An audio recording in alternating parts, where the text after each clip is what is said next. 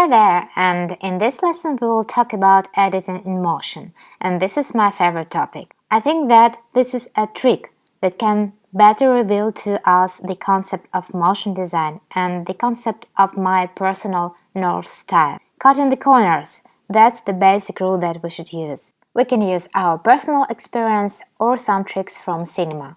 What's the difference between good or bad motion designer? Personally, I do think that for bad designer it will need 20 seconds for one motion graphic play, and good guys will need only 5 or 10 seconds.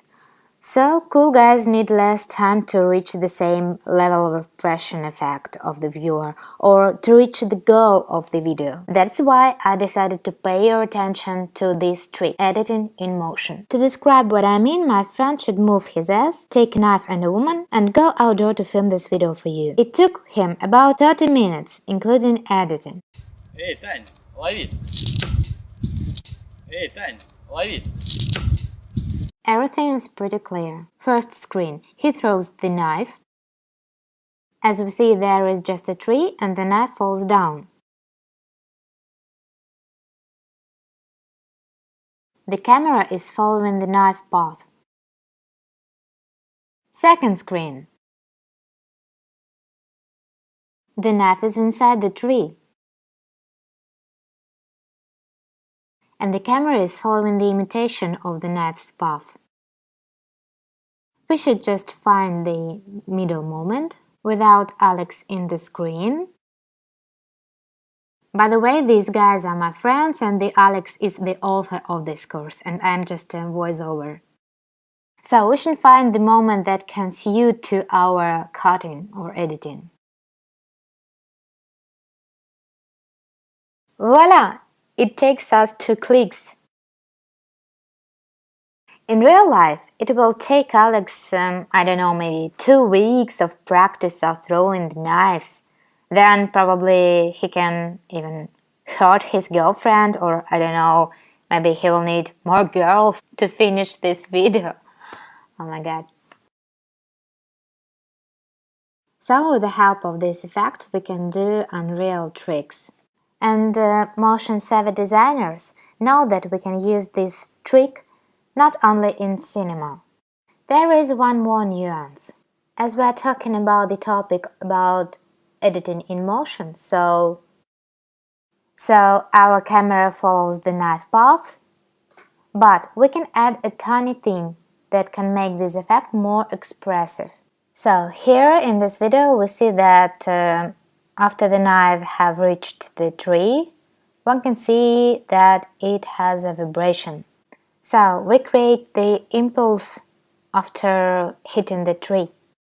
But in real life, Tanya, just before the camera reached her face, she had pushed the knife by her hand. We even can find her hand somewhere there, yeah. So she just pushed the knife, and voila, the film is ready. So, if you use this trick in filmmaking or motion design, please save this impulse. Save it and share the impulse to the object. In this way, your viewer can find this trick.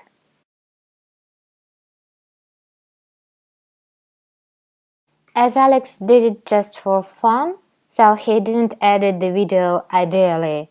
He didn't polish the first knife, which is, by the way, flying somewhere into the sky and you can see them. But after Tanya downloaded it into the Instagram, so a great amount of people thought that, yes, it was true. If we take a closer look, we will see that this video is not good in close-ups, but it hasn't affected the video effect. So let's turn to this effect in motion design. Here we can see this kind of fresh video, where we can find this trick in every step. So you can go in one of 2 ways. Either you are going to have a painstaking work and draw every fucking frame, put keys and so on, and do complex morphing from screen to screen and so on. or you're going to use editing in motion and give a great result. Just have a look. 2 pots of tea transform to a cup. And now time-lapse effect. And boom, you had pots and cup already.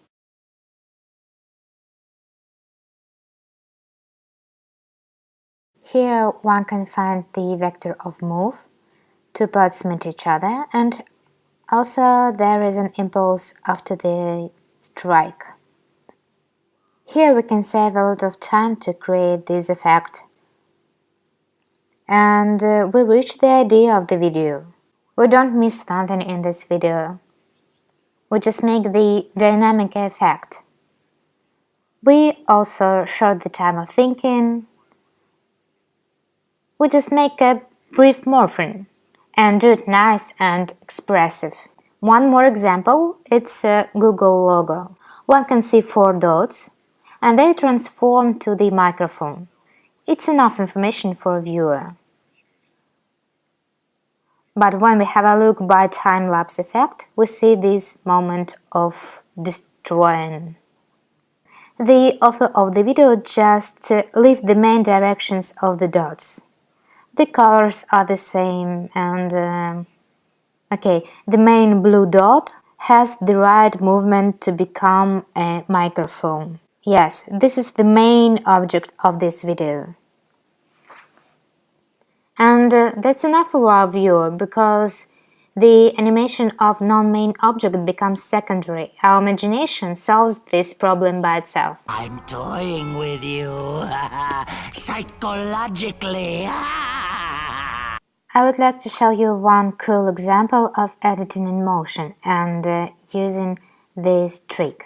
Let's start from the beginning. We see the red circle and it is jumping and transforms into the cup of coffee. Time-lapse again.